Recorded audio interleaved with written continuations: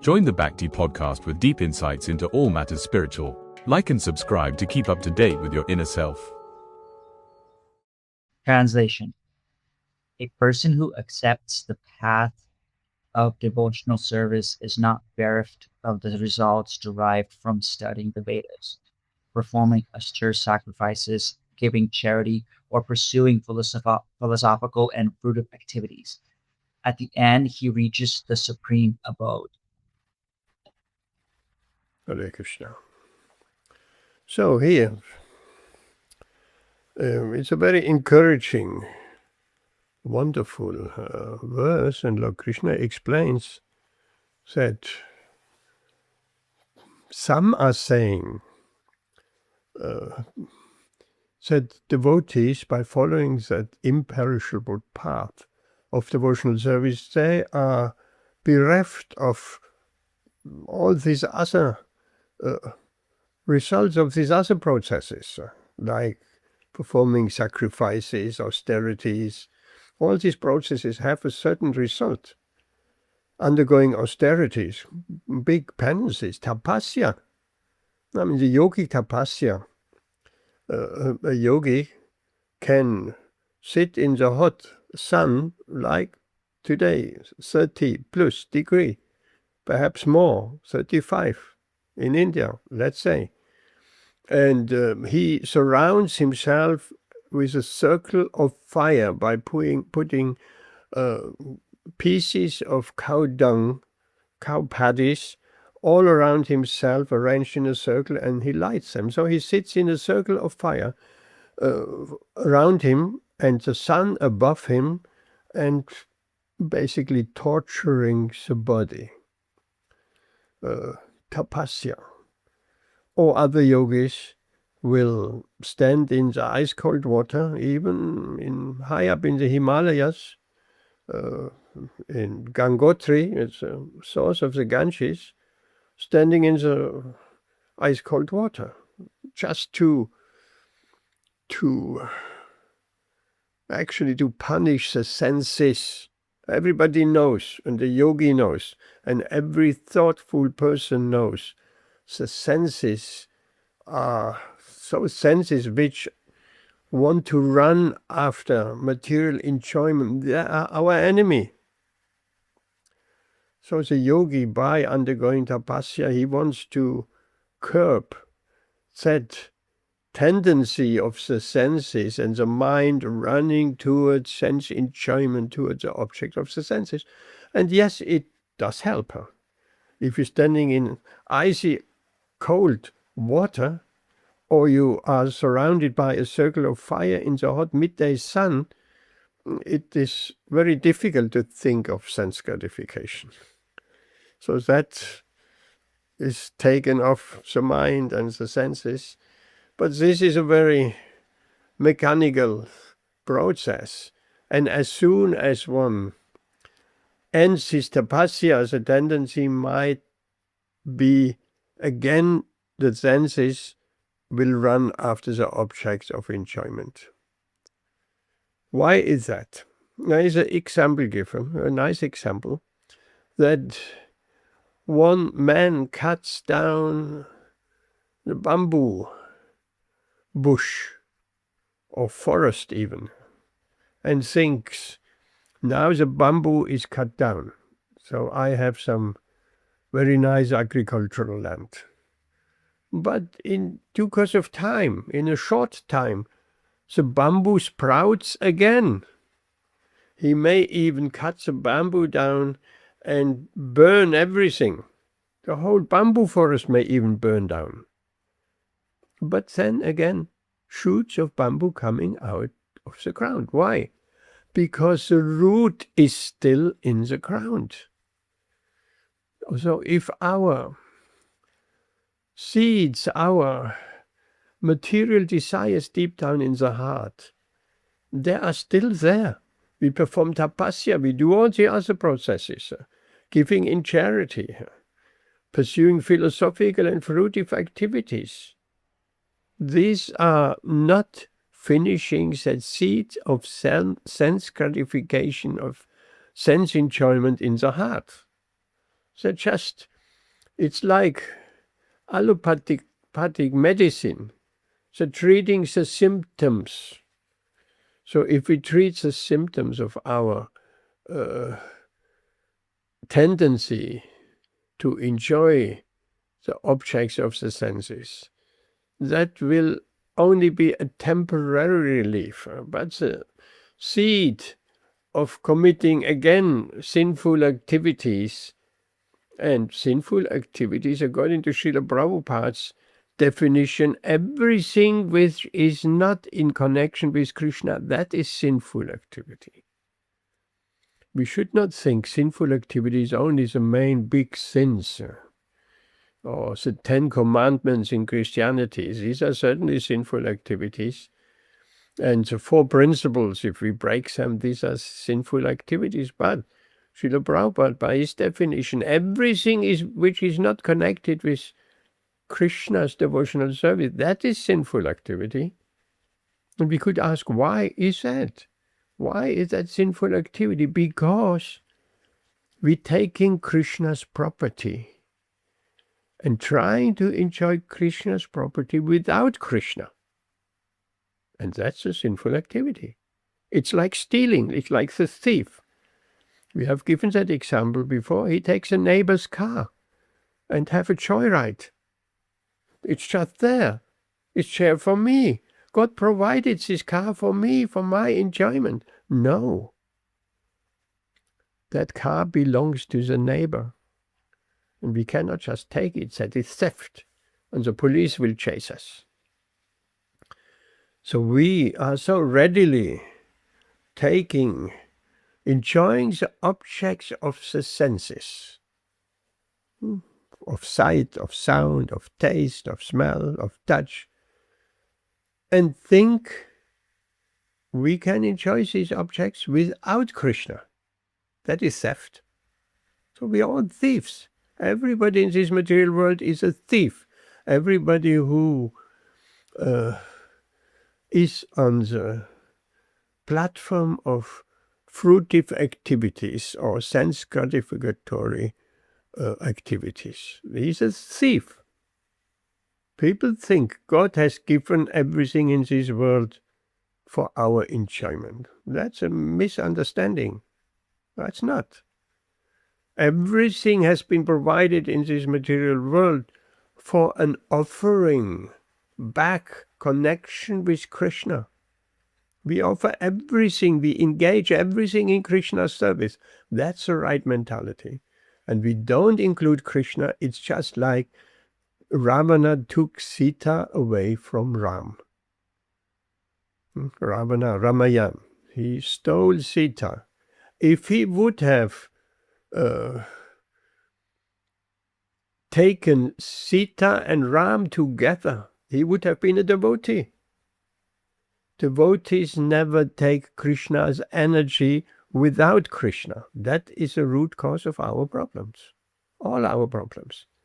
We want to take Krishna's energy without Krishna. We want to enjoy Krishna's energy without Krishna. Because the energy is very pleasurable. So we stealing Sita from Ram. And that is a demonic mentality. And we'll be punished for that. And we're going down into the lower species of life eventually. So people don't know that. So this devotional service, the entire process of devotional service is meant to bring Sita and Ram, or rather Krishna, back together.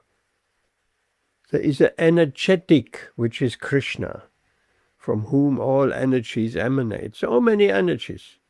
Roughly, his spiritual energy, his internal potency, Ladini Shakti, his marginal potency, that's the living entities, and his external energy, that is a material world. So, if we trying to enjoy without recognizing the energetic, we just take the energy without gratitude at least, without recognition of the energetics, and we're stealing and we ought to be punished. And we're living a life of misery. no satisfaction there. We want to enjoy Krishna's energy separate from Krishna. But as soon as we again combine, connect with Krishna, then that's called devotional service. And that counts across the board. Anything and everything can be engaged in the consciousness of Krishna. And what happens if we do that? If we consciously connecting Krishna and his energy in our consciousness, devotional service, then what is the result? Remembrance of Krishna. And that is the goal. We remember Krishna. So more we connecting Krishna's energy with Krishna, we remember Krishna.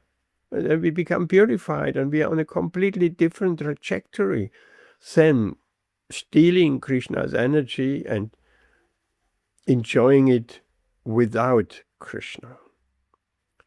Because that mentality puts us into a position where we imitate Krishna. We want to enjoy Krishna's energy, not recognizing that it's Krishna's energy, for ourselves. So we become the supreme enjoyer. But Krishna is the supreme enjoyer. We are not the supreme enjoyer. Everyone in this material world wants to become the supreme enjoyer, supreme controller. Nobody wants to take the position of a servant. Everybody thinks a servant is a low-class position. I rather become the master.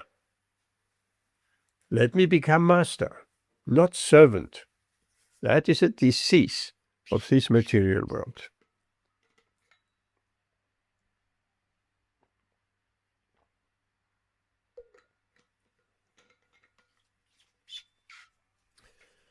Back to the yogis.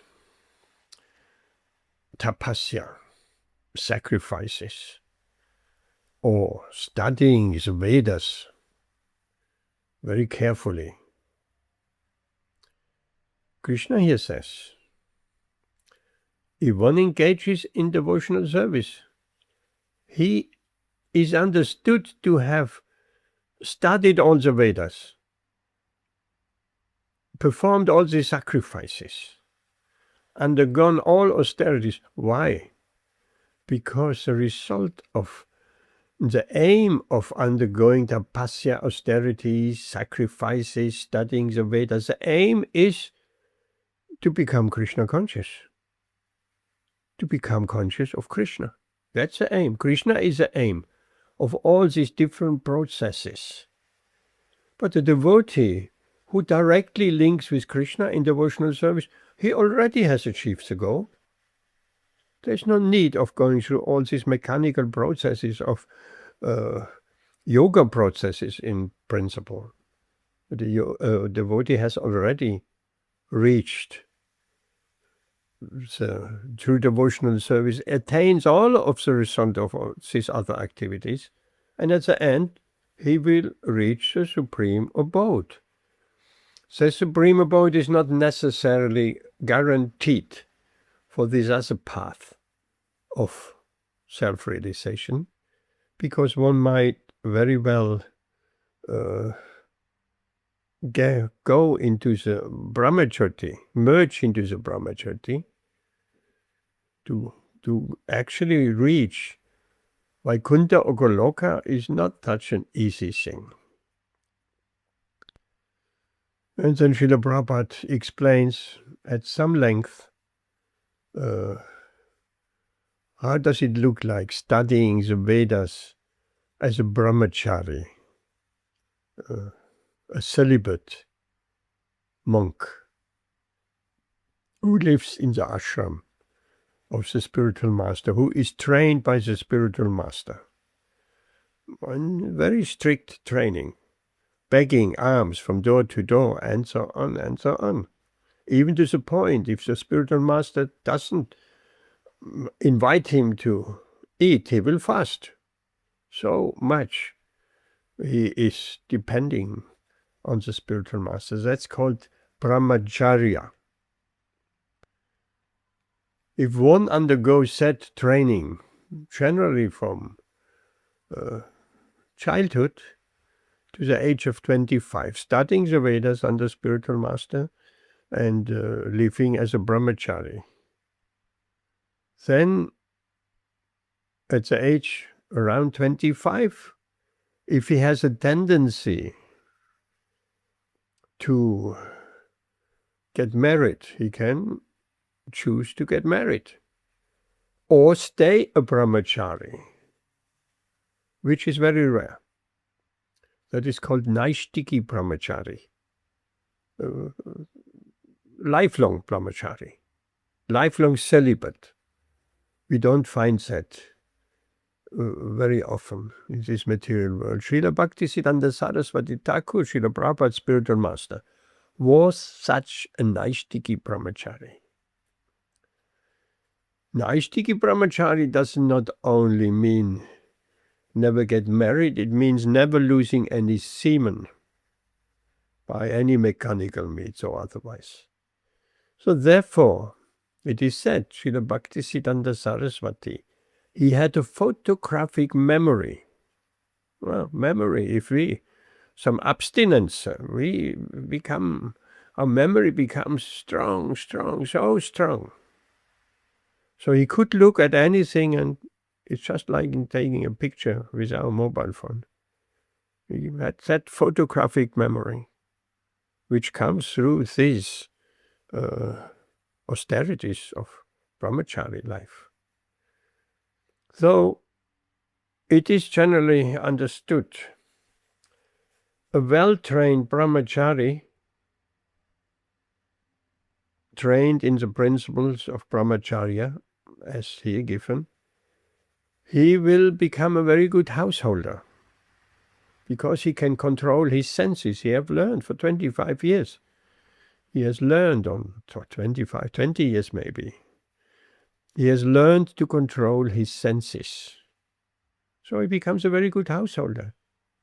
And not being, once being in the grihastha or householder ashram, being completely taken over by the female counterpart. Because he can control his senses. As Srila Prabhupada says, this brahmachari training is meant for building character. Character training, character building. That will stay with one for the whole lifetime. And after, even for the householder, the grihastha, the next stage in life is called vanaprastha. Vana means forest. So traditionally the vanaprastha will go to the forest, undisturbed, along with his wife. By then, that vanaprastha is 50 years or plus, and the children are grown up, and husband and wife will still be together, going on pilgrimages to pilgrimage places, and so on. Later on, that vanaprastha may finally take sannyas, and the wife is taken care of by the children which are by then grown up, and he will dedicate the last portion of his life fully in the service of Krishna. Of course, modern vanaprastha and sannyasis, they will not go to the forest. They are already in the forest. This material world, our city life, that is a forest in one sense. And if one is Krishna conscious, one can be in any geographical space or place. It doesn't make any difference. If one is peacefully in nature, surrounded by nature, and can very nicely meditate like the sages in Satya Yuga, no disturbance at all. Or if one is in the midst of a bustling city, if one is Krishna conscious and has that mission of giving Krishna consciousness to others, imbibed in himself, then he can be in any place. Srila Prabhupada used to say, it doesn't matter where we execute devotional service. We may be in heaven or we may be in hell. If Krishna needs anyone to give Krishna consciousness in hell, then that is just fine for a devotee. In fact, this material world at this stage of Kali Yuga is almost like hell, hellish conditions. But the devotee will do his duty. He will try to give Krishna consciousness to anyone who has just a little spark of faith. So Srila Prabhupada writes here, the beauty of Krishna consciousness is that by one stroke, by engaging in devotional service, one can surpass all rituals and different orders of life.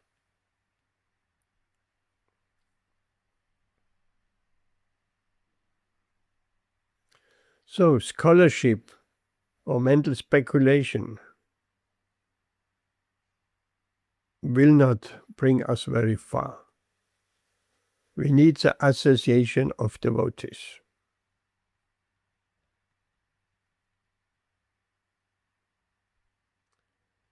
And towards the end of Srila Prabhupada's purport, he is explaining a little bit the progression in our Krishna conscious advancement. We may be starting, not we may be, we most likely starting from a point of duty. The restless senses, they are curbed by duty to our spiritual master. And everything which we perform in devotional service is governed by duty. Our spiritual master tells us, or Srila Prabhupada tells us, chant Hare Krishna. So we chant out of duty. Or engage in any particular type of other services, including hearing or reading, including kirtana, speaking to others about Krishna, including remembering Krishna, and as Mehul has just explained, the 9 limbs of devotional service: Shravanam, Kirtanam, Vishnu Smaranam, Padasevanam, serving the lotus feet, arch of Krishna, Archanam, worshipping the deity, Vandanam, offering prayers, Sakyam, becoming friends with Krishna, Atmanivedanam, to surrender everything to Krishna. So these are 9 processes which we can all perform, all 9, or 8, or 7. But at least one of these processes we should execute. Just like Maharaj Parikshit at the bank of the Ganges, after he had been cursed to die within 7 days. He was a king, great king over the world. He accepted that curse. If that is Krishna's will, I accept that. I will die in 7 days. He could have counteracted it, and he had very capable advisors and brahmanas, and they could have counteracted that curse. But he accepted that curse. Okay, in 7 days, I am destined to die. I will be bitten by the snake bird. So then, next thing was, what is the best thing to do now? He went to the Ganges, and assembled all his learned brahmanas. When people came from far and wide, when the word spread, the king will die in 7 days. So they came all to the Ganges, learned men, yogis, all kind of personalities, and everybody gave some certain advice what is best to do.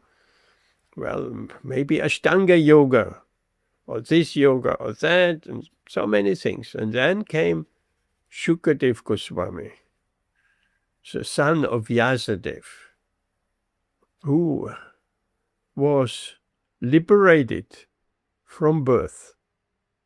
No material attachment. How do we know? For instance, he stayed 16 years in the womb of his mother. He didn't want to come out. It makes no difference. Coming out of the womb of the mother, staying in, no difference. And finally, when he took birth, and after he was a bit grown up, he just walked off. He had no attachment to his family, nothing. He just walked. Naked. He walked off. He passed a lake where the ladies were bathing. Normally, men or males don't go near the lake which is designed for women to take their bath. So he walked there. And the women that he was a youth. The women that didn't cover themselves because they could understand he is a liberated person. He has no interest in seeing the female form or any lusty desires, nothing. He's a liberated person. They could immediately understand that. Even in our material world and circumstances, if someone has no attachment, particularly to the opposite sex, women can immediately understand that.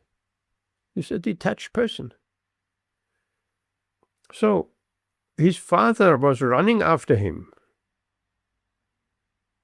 and calling after him. When he also reached that lake, the women all covered themselves.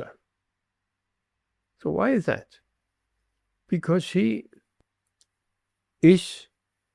was a householder. He had to make distinction. A householder has to make distinction between male and female. This is my wife, I'm male, I'm the husband, she's my wife. Otherwise, householder stage will not work.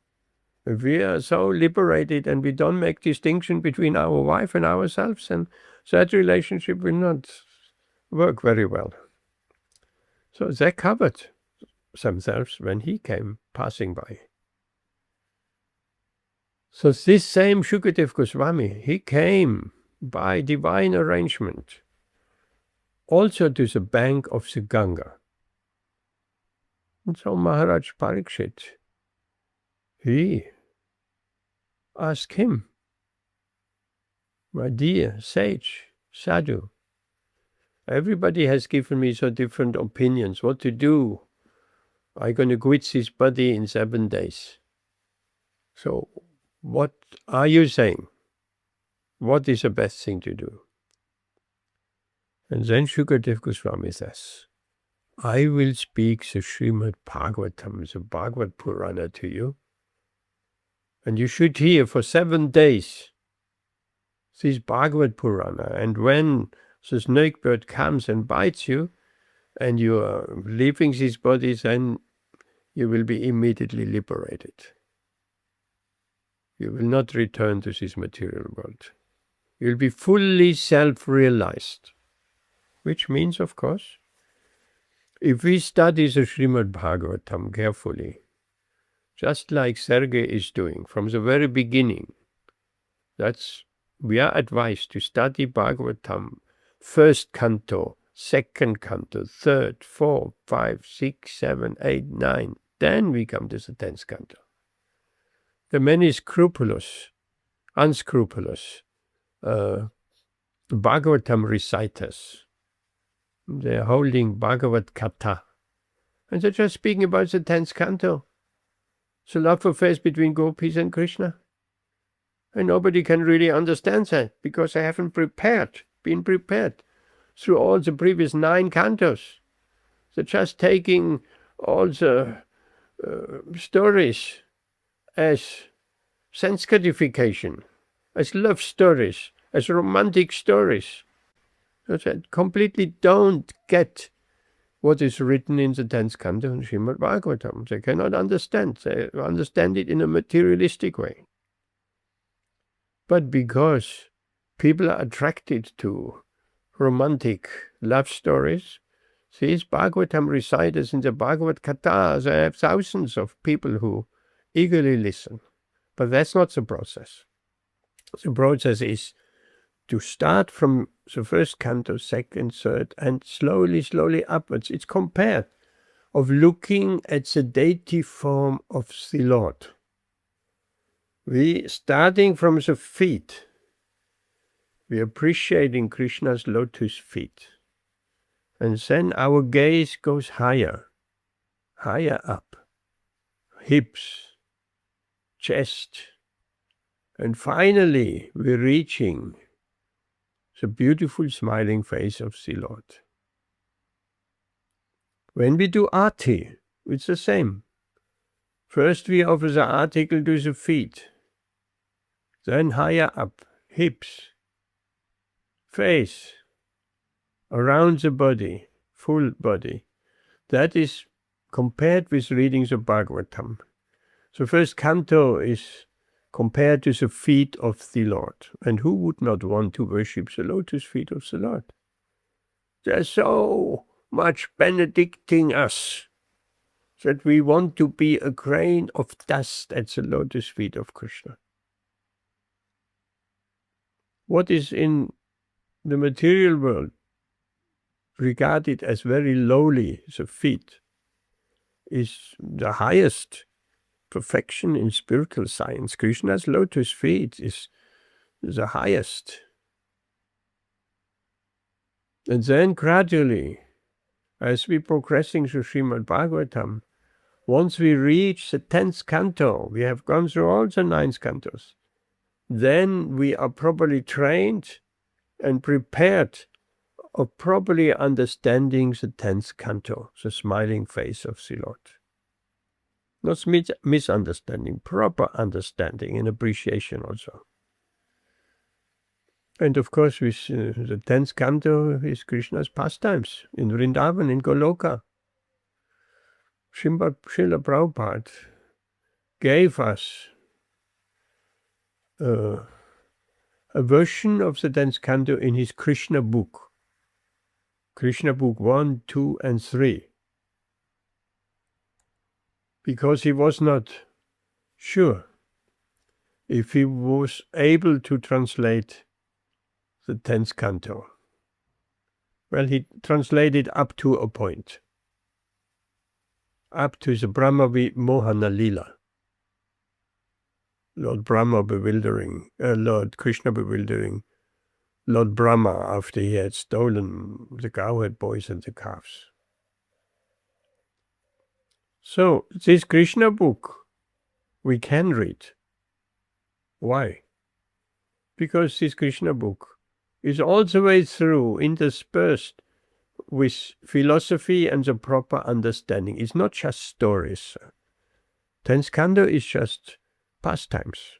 Pastimes is a better word. 10th canto is just pastimes. The verse is just pastimes.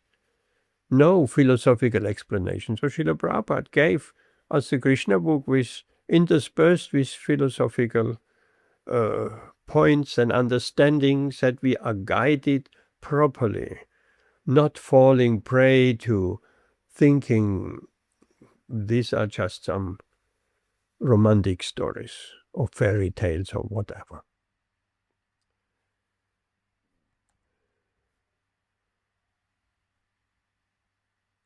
So here Srila Prabhupada writes, one who takes to devotional service and progresses in devotional service, he will come to the point of relishing the study of Bhagavad Gītā and comes to the state of feeling always Krishna conscious. That's a very special, advanced state. Always, the word always is here, of always being Krishna conscious. meaning, to connecting everything with Krishna, to see Krishna in everything. Srila Prabhupada was in that consciousness and state of consciousness, that everything he saw was connected with Krishna. How do we know? There is a nice example. Srila Prabhupada walked on morning walks regularly, every morning, because a doctor told him to start walking and not just start sitting, and it will give him, and Srila Prabhupada himself says, this has given me another 10 years of my life. Not 10 years to enjoy life. Ordinary people want to prolong their life so they can longer enjoy sense gratification. But 10 years of our life prolonged to serve Krishna, to spread Krishna consciousness, to inspire others, to share Krishna consciousness with whoever we meet. So that becomes a very valuable 10 years. And the doctor was an alcoholic. That's interesting. So gold can be taken from a dirty place, and good advice can be taken from an alcoholic doctor. So on one of his morning walks, he suddenly stopped under a tree. And right in front there was some bird dropping, all in one place. And Srila Prabhupada, with his cane, he pointed, "What is that? What does that mean?" And the devotees, they speculated in various ways. Well, it means there are some birds, bird droppings. So many philosophical explanations. Nobody really understood what Srila Prabhupada is trying to tell. And then he said, this shows that even the birds in the tree become attached to a particular branch to do their business. Right? That was a bird toilet. Very interesting. It's not just everywhere. If we will look when we walk in the park or somewhere, these bird droppings are in a particular spot. The birds becoming attached to a particular branch to do their business. So material attachment is there even amongst the birds. It's not just humans have a particular attachment. Birds, animals have particular attachments to particular situations or sense enjoyment. So, an ordinary walk and bird droppings became a philosophical point. That's the point. Everything reminded Srila Prabhupada of Krishna. We can also reach that stage. We practice Krishna consciousness. It may take many years, but it's a gradual process. We are reminded and we remember Krishna. The example often has been given. Krishna says in Bhagavad Gītā, I am the taste of water. So every time we're drinking some water, there's an opportunity. Oh, Krishna is that taste of water. So Krishna is included. Again, we remember Krishna. We may have forgotten Krishna, but as soon as we pick up the glass of water, it's an opportunity to remember Krishna. Krishna says, I am that taste of water. And many other ways. There's so many opportunities. So an advanced devotee will remember Krishna increasingly more and more and more. And the gaps where we forget Krishna, they're becoming smaller and smaller and smaller. And one can come to that point of constant remembrance of Krishna. And that is a perfectional stage. And then one can be transferred to the spiritual abode, Goloka, Vrindavan, or Vaikuntha, and become eternally situated and happy in the spiritual planets. So how to get there? Srila Prabhupada has created so many wonderful services,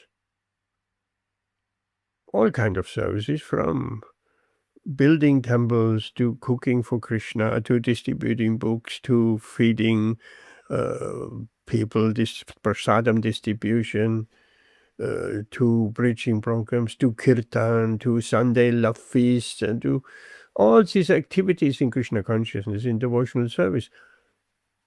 Srila Prabhupada at one point explained, I created these activities so you can engage in devotional service. We don't need all that. We can sit under a tree and chant Hare Krishna. We don't need temples and this and that, so many programs. This has been created for the devotees that could engage in Krishna consciousness. And engaging in these services means remembering Krishna. So doing something for Krishna, and doing something for Krishna, we remember Krishna. So if we engage in devotional service, then remembrance of Krishna is guaranteed. We cannot cook for the deities, do arti and forget Krishna. Well, we can do it in a mechanical way. That can happen, yes. But generally, this is meant and will give the result of remembering Krishna. So more we remember Krishna, so more we advance in Krishna consciousness. And mentioned before, the supreme maxim in Krishna consciousness is always remember Krishna and never forget him. That's how it is. As soon as we forget Krishna, we want to enjoy separately from Krishna. So when we become Krishna, we want to be the supreme enjoyer, controller, and. As soon as we remember Krishna, these lusty desires transforming into love. That's the idea. Lust transforms into love. Lust means we want to enjoy separately the energy of the Lord, separately from the Lord, like Ravan want to enjoy Sita without Ram. But if we engage in devotional service, then we service for Krishna. That's what it means, devotional service. Service in devotion. We take this material energy, whatever has been gifted to us, and turn it into an opportunity to offer it to Krishna. Krishna doesn't need that. Krishna says in Bhagavad Gītā, puṇya-phalaṁ toyam, if one offers with love and devotion a leaf, a flower, a little bit of water, I will accept it. Krishna doesn't need a leaf, a flower, a little bit of water. He is a master of all these things. He created all of that. So he doesn't need, he's not hungry. But he gives us an opportunity to remember him. If we would know how much Krishna wants us back in his company, more than we want to go back into his company, then we would faint. If we would remember, if we would know how much Krishna actually wants us.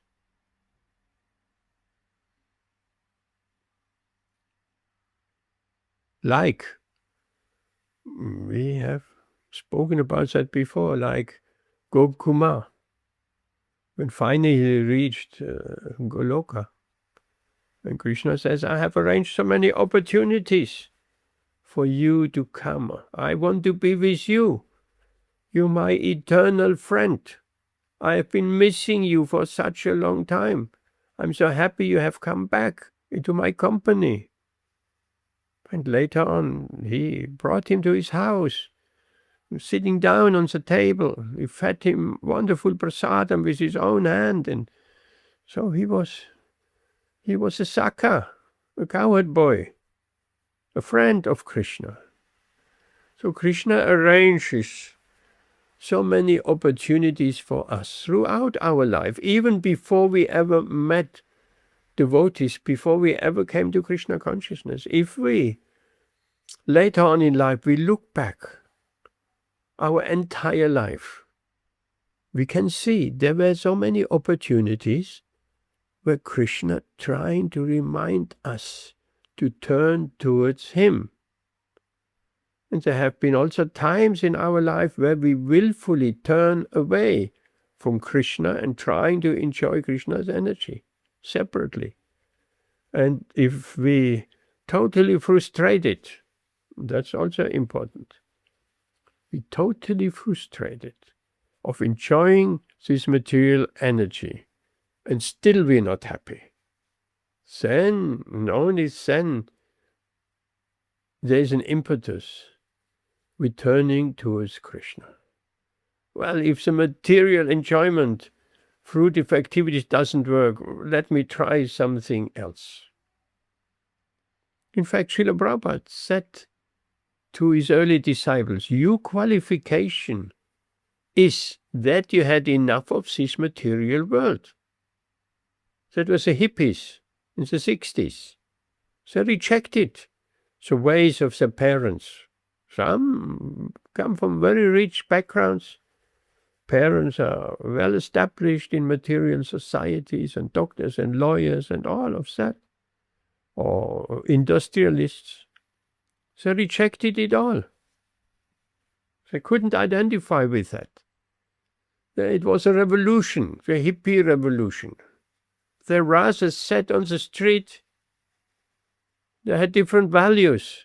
They rejected all the values of their parents. They had enough of material life. And that was their qualification. If someone has enough, if someone is conforming with all the material life of the previous generation, there is very, very little chance at this point to become Krishna conscious. But in due course of time, everybody will be discouraged, devastated by material life, because it doesn't make us happy. One can try so many ways of satisfying one's senses, but some emptiness always remains. And anyone who has some intelligence, he tries to find out how to fill that emptiness, that inner emptiness. That emptiness is even there after a whole bout of sense gratification, great facilities for enjoyment, still that emptiness is there. Always. And if someone hasn't experienced that emptiness, well, then he has to go along that road of fruitive activities and sense gratification for some time longer. But those who have come, who have hit the bottom of the barrel, sometimes we could say, then they're searching, a philosophical search or any other search to fill that gaping hole within themselves. And then Krishna will direct the devotee towards them. Krishna will direct the Bhagavad Gītā to them. So many wonderful ways.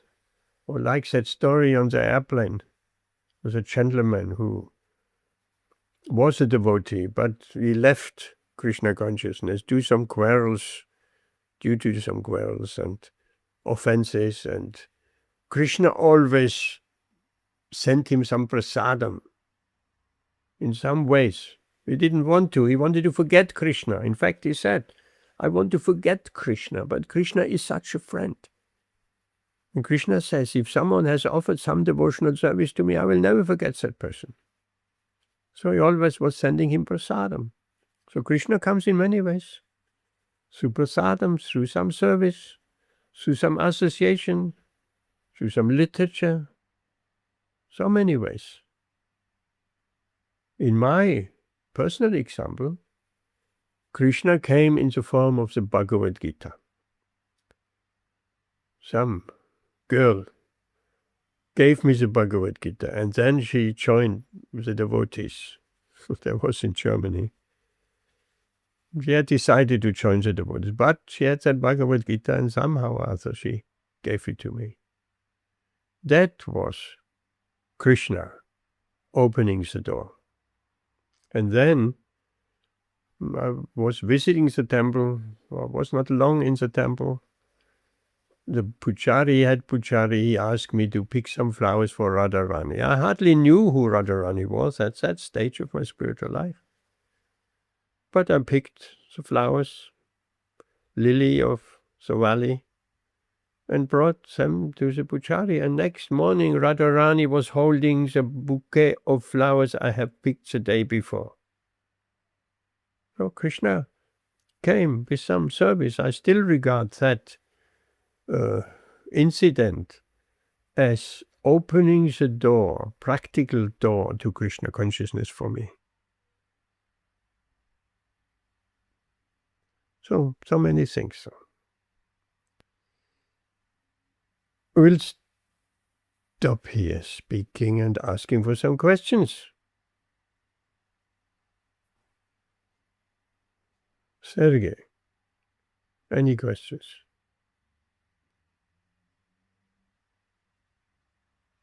I have no questions, but the comment you made regarding Ravana stealing Sita, that was a pretty good example, because I never really thought about that, how we're always taking the energy and leaving Krishna out of it. And it was a really eye-opener when you said that. It's so true. We're always doing that. But that was a good reminder. Yes, that's a very, very powerful point, isn't it? If we want to enjoy, we cannot enjoy including Krishna, because including Krishna in our enjoyment immediately becomes devotional service. I mean, immediately our enjoyment capacity is destroyed.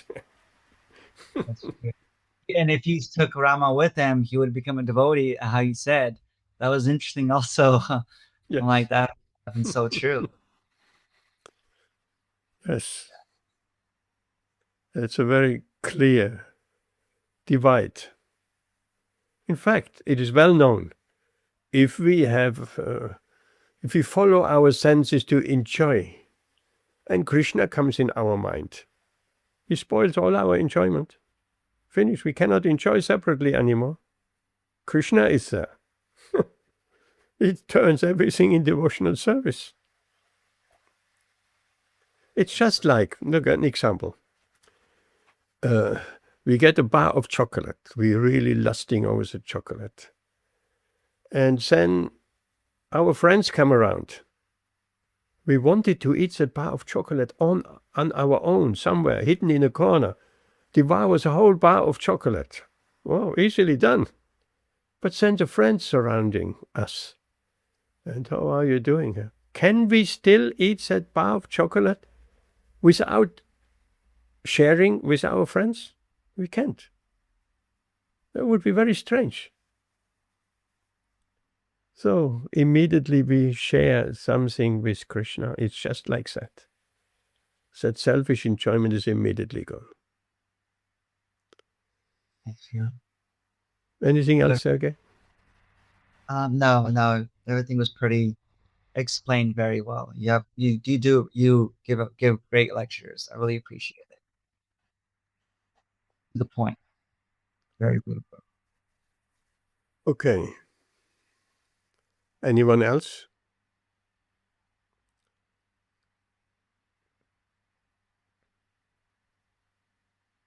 Mehul, you want to say anything?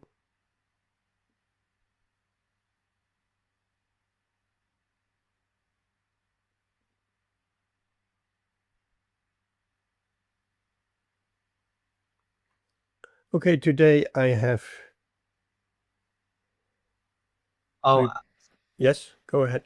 I was wondering, sorry to interrupt you. Are you, I don't know, is anything going on for Janmashtami? Or do you guys have a meeting? Or do you guys do meetings? Or Well, Ben,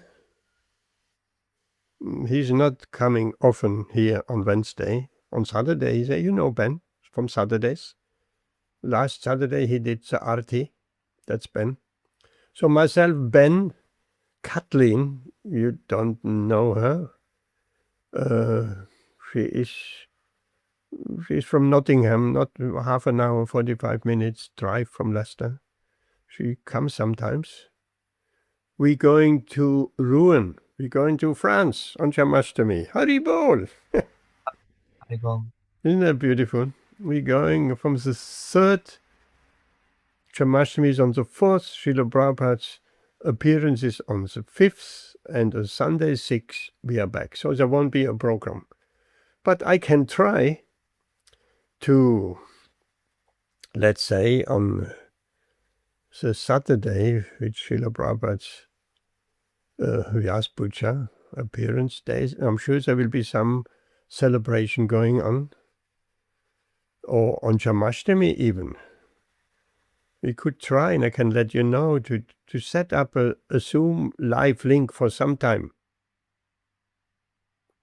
Would that be nice? Yeah, that would be nice. I requested that day off from work, so yes. All what I need to do is just re-announce the time, the Zoom time, and then just logging in with my mobile phone on Zoom. Perhaps even take a tripod with me. No, that's too big. I can. A table tripod I could probably manage. Or handheld. And at least have the abhishek.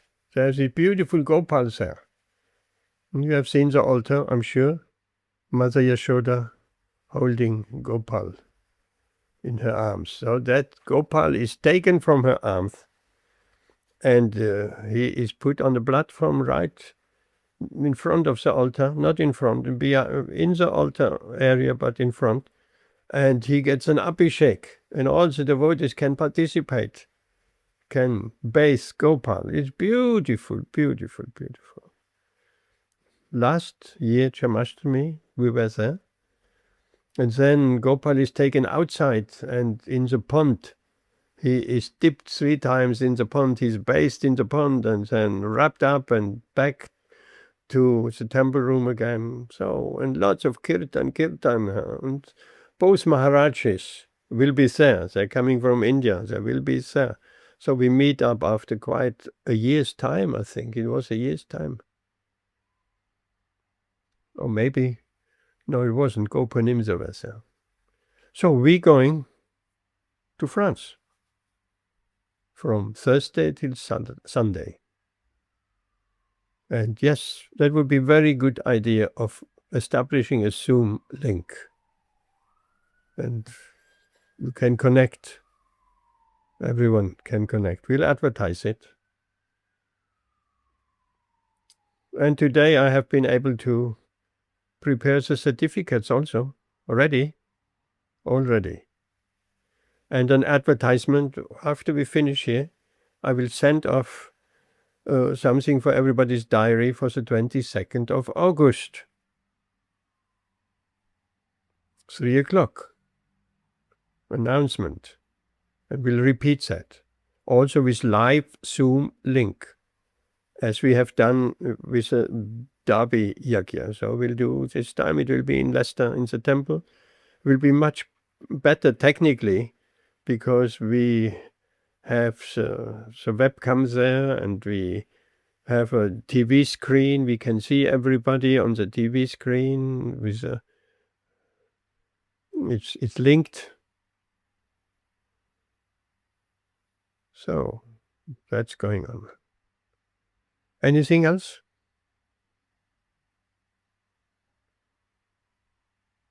If not, we stop here. And we'll see you on Saturday, hopefully. Thank you very much for your appreciation, Sergey. And I'm looking forward to the 22nd. There will be very nice blessings, and we have a very nice yajña in our temple room. And hopefully we get lots of devotees coming. Hare Krishna. Hare Krishna. Hare Krishna, Hare Krishna. Hare Krishna. Join the Bhakti podcast with deep insights into all matters spiritual. Like and subscribe to keep up to date with your inner self.